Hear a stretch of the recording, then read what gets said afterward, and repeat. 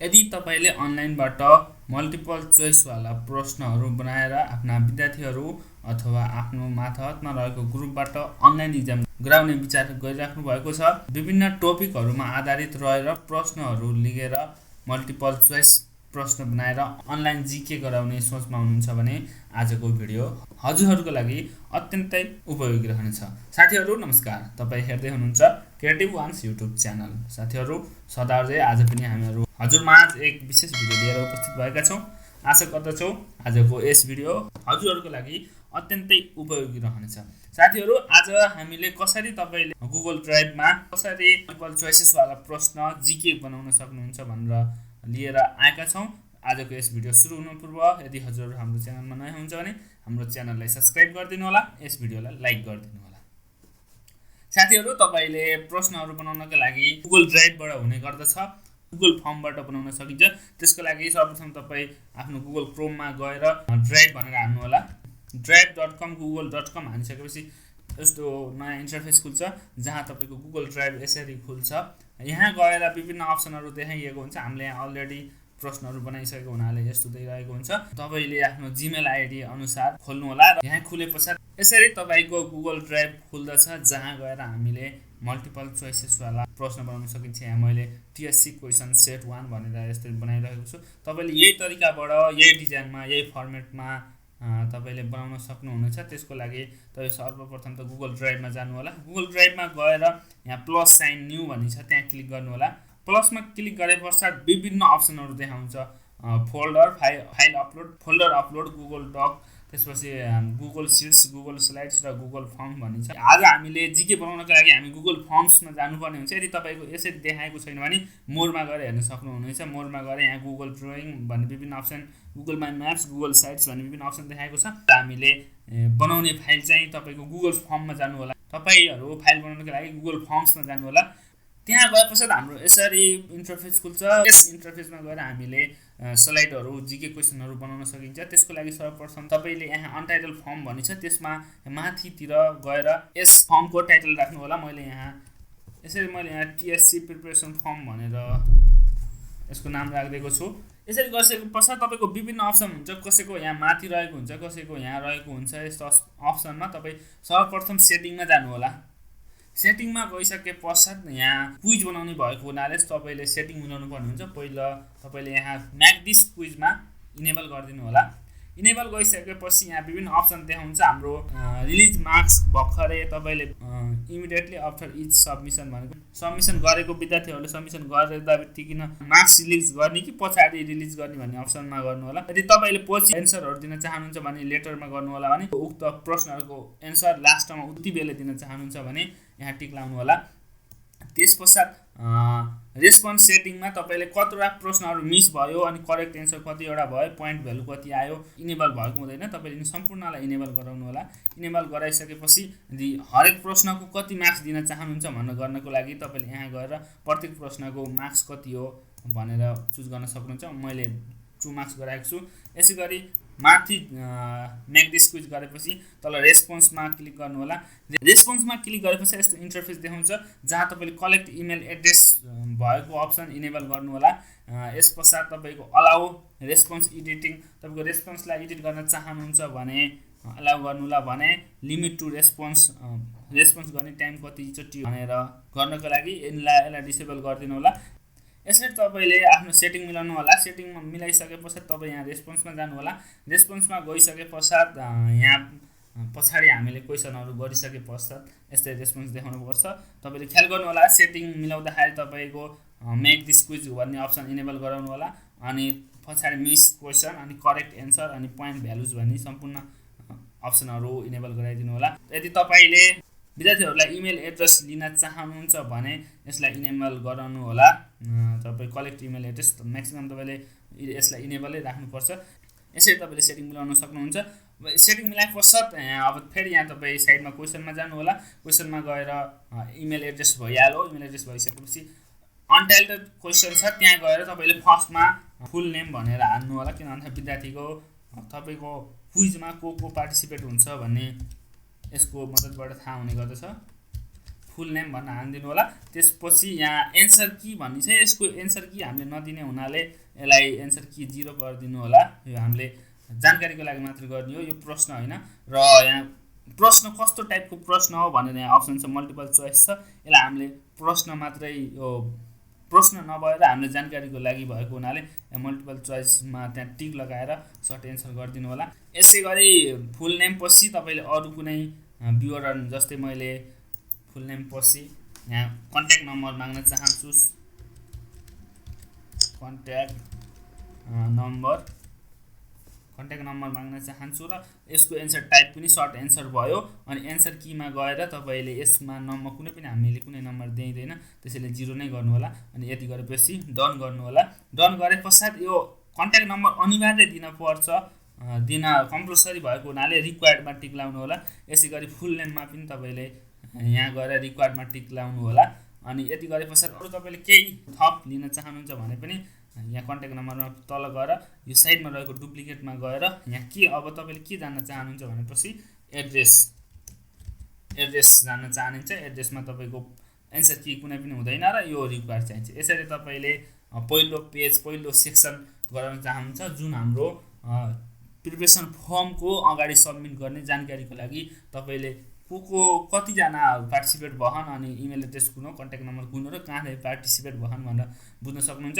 यसै गरी अब हाम्रो प्रश्नहरू राख्ने सेक्सनमा तपाईँले प्रश्न राख्दाखेरि यसैमा नगर्नु होला कि यो तल रहेको सेक्सन एड सेक्सन भन्ने छ, त्यसमा क्लिक गर्नु होला। एड सेक्सन क्लिक भए पश्चात यसरी सेक्सन हुन्छ जहाँ अनटाइटल सेक्सन भन्ने छ, डिस्क्रिप्सन भन्ने छ। जस्तै तपाईँले शिक्षक सेवा सम्बन्धी प्रश्नहरू राख्दै हुनुहुन्छ, सुरुमा अनटाइटल सेक्सनमा यसलाई काटेर खण्ड क बनाएर डिस्क्रिप्सनमा तपाईँले सामान्य ज्ञान भनेर राख्न सक्नुहुन्छ।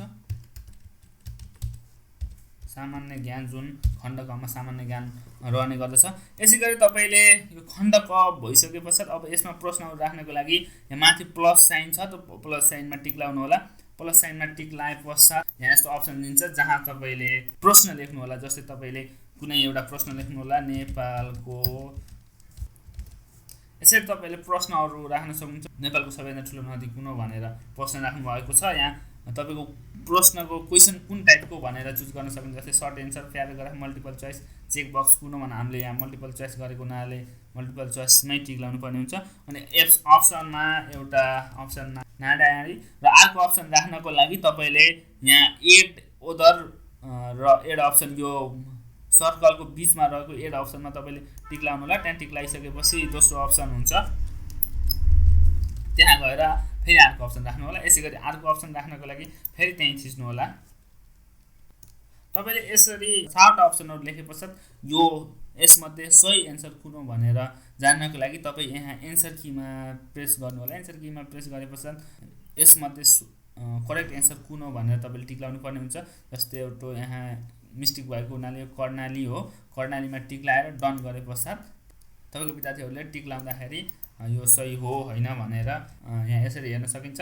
यसै गरी तपाईँले अरू क्वेसनहरू थप्नको लागि यहाँ डुप्लिकेटमा क्लिक गर्नु होला। डुप्लिकेटमा क्लिक गरे पश्चात फेरि यहाँ तपाईँले कुनै प्रश्नहरू लेख्नु होला। जस्तै अब यहाँ अप्सनहरूमा पनि अप्सन भएको छ, अनि त्यस पश्चात एन्सर कीको लागि तपाईँले कुन एन्सर सही हुन्छ त्यो टिक लगाएर डन गरिदिनु होला। यो एउटा सेक्सन भयो। अनि तपाईँको यो सेक्सन भए पश्चात तपाईँको अर्को खण्ड हुन्छ भने, अर्को प्रश्नहरूको खण्ड हुन्छ भने फेरि यहाँ सेक्सन गर्नु होला र त्यो ठाउँमा गएर, जस्तै खण्ड क भइसकेको हुनाले यो खण्ड अब ख रहनेछ, यसरी गर्नु होला। र खण्ड खमा तपाईँको शिक्षा सम्बन्धी हुन्छ, त्यही अनुसार तपाईँले प्रश्न राख्न सक्नुहुन्छ।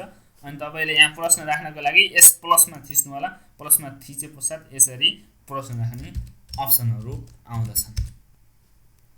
यसरी तपाईँले आफ्नो आवश्यकता अनुसार तपाईँले कतिवटा प्रश्नहरू राख्न सक्नुहुन्छ, 10 वटा, 20 वटा, 30 वटा, 40 वटा, 50 वटा आवश्यकता अनुसार राख्न सक्नुहुन्छ। यदि तपाईँले कुनै प्रश्नमा फोटो राख्नु पर्यो र यो फोटो के हो भनेर चिन्ह लाउनु पर्यो भने तपाईँ, जस्तै यो प्रश्नमा तपाईँले एउटा फोटो राख्नु पर्यो, अनि फोटोमा यो फोटोबाट जस्तै यो उक्त फोटोमा कतिवटा त्रिभुज छन् भन्ने विभिन्न प्रश्नहरू हुन्छन्, त्यस्तो प्रश्नहरू राख्नु पर्यो भने तपाईँले आफ्नो ब्राउजरमा त्यो फोटोहरू उक्त फोटो राखेर सोही फोटोबाट एन्सर कुन हो भनेर पनि पत्ता लगाउन सक्नुहुन्छ। तर त्यसको लागि तपाईँ सर्वप्रथम यसमा जानु होला, साइडमा प्रश्नको साइडमा रहेको फोटो चिन्हमा जानु होला। फोटो चिन्हमा गएपछि ब्राउजर गर्नु होला अनि ब्राउज गरेपछि यहाँ विभिन्न अप्सनहरू आउँछन्। तपाईले कहाँ राख्नु भयो आफ्नो डकुमेन्ट, आफ्नो फोटोहरू कहाँ राख्नु भयो उक्त कुरालाई ख्याल गर्नु होला। त्यसपछि जस्तै मैले एउटा यो फोटो राख्न चाहे यो फोटो राखेर गरिसके पश्चात यहाँ प्रश्नमा फोटो देखाउने गर्दछ। जस्तै यहाँ केही क्षण टाइम लाग्छ। यसरी तपाईको प्रश्नमा फोटो देखायो, सोही फोटोमा गर्न सकिन्छ। र तपाईको एन्सरमा पनि अप्सनमा पनि फोटै राख्नु पर्यो भने पनि फेरि त्यहाँ साइडमा रहेको अप्सनको साइडमा रहेको फोटोमा जानु होला अनि फोटोमा गए पश्चात अनि ब्राउज गर्नु होला र त्यहाँ गएर तपाईलाई आवश्यक परेको एउटा कुनै फोटोहरू अप्सनहरू मध्येको फोटो राख्न सक्नुहुनेछ। यसरी तपाईले प्रश्नहरुमा आवश्यक फोटोहरू पनि राख्न सक्नुहुन्छ। यति गरेपछि तपाईले आवश्यकता अनुसार प्रश्नहरू बनाउनु होला अनि तपाईले यति मात्र नभएर स्लाइडमा टाइमर राख्नको लागि सर्वप्रथम तपाई यहाँ साइडमा मैले यो चाहिँ एडभान्स इन्स्टल गरिसकेको छु। तपाईले सर्वप्रथम गराउँदै हुनुहुन्छ भने तपाईकोमा इन्स्टल हुँदैन। त्यसको लागि तपाई यहाँ साइडमा 3 डट्समा थिच्नु होला। 3 डट्समा थिचेपछि यहाँ लास्टमा एडभान्स भन्ने अप्सन हुन्छ, त्यहाँ क्लिक गर्नु होला। त्यहाँ क्लिक गरेपछि यसरी तपाईले गुगल वर्कसप भन्ने खुलेको हुन्छ। त्यहाँ गएर तपाईले फर्म प्रेजेन्टर भनेर सर्च गर्नुभयो भने पश्चात यहाँ फर्म प्रेजेन्टर प्लस टाइमर भन्ने हुन्छ, त्यसमा क्लिक गर्नु होला। सोही क्लिक गरेपछि फेरि हाम्रो फर्म प्रेजेन्टर भन्ने आउने गर्दछ, त्यसलाई क्लिक गर्नु होला। त्यहाँ तपाईले ओपन गरेपश्चात हाम्रो यसरी फर्म प्रेजेन्टर टाइमर भनेर यसरी अप्सन देखाएको हुन्छ जहाँ तपाईले इन्स्टल गर्नुपर्ने हुन्छ। इन्स्टल गरेपछि कन्टिन्यू गर्नु होला। कन्टिन्यू गरेपश्चात तपाईको आइडी खुल्छ जुन तपाईको मेलमा एक्सेस हुनु पर्दछ। सोमा तपाईको जीमेल आइडीमा यसले एक्सेस माग्ने गर्दछ। मेल आइडी चुज गरेर तल गएर अलाउ गरेर गर्न सक्नुहुनेछ। तपाईले इन्स्टल गरेपश्चात यहाँ साइडमा यस्तो साइन देखाएको हुन्छ, तपाई यहाँ क्लिक गर्नु होला। यहाँ क्लिक गरेपश्चात फर्म प्रेजेन्टर प्लस टाइमरमा फेरि क्लिक गर्नु होला। कहिलेकाहीँ तपाईको यस्तो सेटअप भन्ने अप्सन नदेखाएको हुन्छ, त्यो अवस्थामा फेरि तपाईले रिफ्रेश गरेर गर्न सक्नुहुनेछ। रिफ्रेश गरेपश्चात पक्कै पनि सेटअप भन्ने अप्सन देखाउनेछ र तपाई उक्त सेटअप अप्सनमा जानु होला। सेटअप अप्सनमा गइसकेपछि यहाँ फर्म प्रेजेन्टर भन्ने अप्सन देखाउँछ जहाँ तपाईले कति समयसम्म यस प्रेजेन्टरलाई राख्न सक्नुहुन्छ अनि कति समयभित्र यो प्रेजेन्टेसन एउटा स्टुडेन्ट सिधैसके पश्चात कति समयमा भ्युनु पर्छ भन्ने राख्न सक्नुहुनेछ। केही क्षणमा हाम्रो यस्तो फर्म प्रेजेन्टरको अप्सन देखाउँछ जहाँ गएर तपाई विभिन्न अप्सनहरू देखाइएको हुन्छ। टाइटल अनि त्यसपछि थेम कस्तो थेम राख्न चाहनुहुन्छ। टाइम कन्ट्रोलमा हामीले आज टाइमको पाबन्दी देखाइरहेका हुन्छौँ र टाइममा तपाईले यहाँ जस्तै टाइम कन्ट्रोलमा इनेबल फर्म कति समयसम्मको लागि तपाईले इनेबल गर्न चाहनुहुन्छ। जस्तै स्पेसिफिक टाइममा तपाईले कुन डेटदेखि कुन डेटसम्म र कति टाइमदेखि कति टाइमसम्म राखिन्छ भनेर यहाँ अप्सन चुज गर्न पाइन्छ। र यदि तपाईले अलवेज राख्न चाहनुहुन्छ भने जहिले पनि होस् भनेर गर्न चाहनुहुन्छ भने अलवेज गर्नु होला।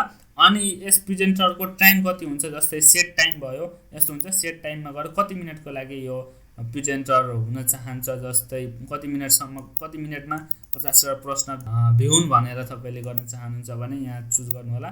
यसपश्चात विद्यार्थीले बीचमा ब्रेक लिन चाहुन् वा चाहन्नन्, बिचमा गर्दा केही क्षण तपाईको हाम्रो यस कार्यक्रम अथवा तपाईको जीकेलाई क्विजलाई एकछिन ब्रेक इनेबल गर्न चाहनुहुन्छ भने एलाउ गर्न सक्नुहुन्छ। यदि ब्रेक नहोस् भन्ने चाहनुहुन्छ भने यो यसलाई इनेबल नगर्नु होला। यसैगरी यहाँ अलर्ट बिफोर भनेको छ, सकिनुभन्दा कति मिनेट अगाडि अलर्ट गर्ने भनेको छ। जस्तै 1 मिनेट 2 मिनेट भनेर अप्सन दिएको छ। तपाईले आवश्यकता अनुसार सकिनुभन्दा कति मिनेट अगाडि अलर्ट गरून् भनेर तपाईले यहाँ राख्न सक्नुहुन्छ।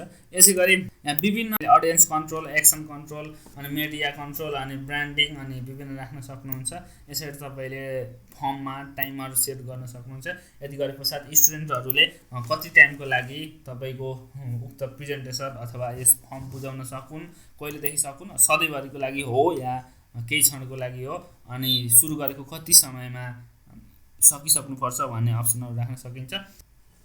सम्पूर्ण कामहरू हामीले गरे पश्चात हामी अब लगभग लास्टमा आइसकेका छौँ। यहाँ जस्तै मैले यहाँ टीएससी प्रिपरेसन भन्ने वान सेट बनाइसकेको छु र तपाईले यस लिंकलाई तपाईले साथीभाइहरुसँग अथवा विद्यार्थीहरुमा अनि तपाईले शेयर गर्न चाहनुहुन्छ भने यहाँ 3 डट्समा सेन्डको साइडमा रहेको 3 डट्समा क्लिक गरेर यहाँ गेट प्री फिल लिंक गर्न सक्नुहुन्छ। यो लिंक गरे पश्चात तपाईको यस हाम्रो जुन यो फर्म भरे छ त्यसको लिंक बनाउन सकिन्छ।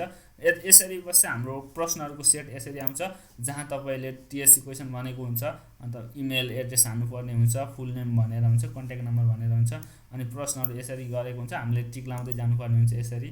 अब यसरी गर्दै गइसकेपछि लास्टमा अन्तिममा कतिवटा प्रश्नहरु मिले मिलेन भनेर लास्टमा सबमिट गर्न अप्सन भएको हुन्छ। त्यहाँ गएर सबमिट गरे पश्चात लास्टमा विद्यार्थीहरुले कतिवटा एन्सरहरु मिले, कतिवटा एन्सरहरु गलत भयो, कति मिनेटमा सक्यो भन्ने सम्पूर्ण विवरणहरु देखाउँछ। तपाईले उक्त लिंकलाई गेट गरे पश्चात विद्यार्थीहरुमा अथवा कुनै पनि फेसबुकमा गएर पेस्ट गर्न सक्नुहुन्छ।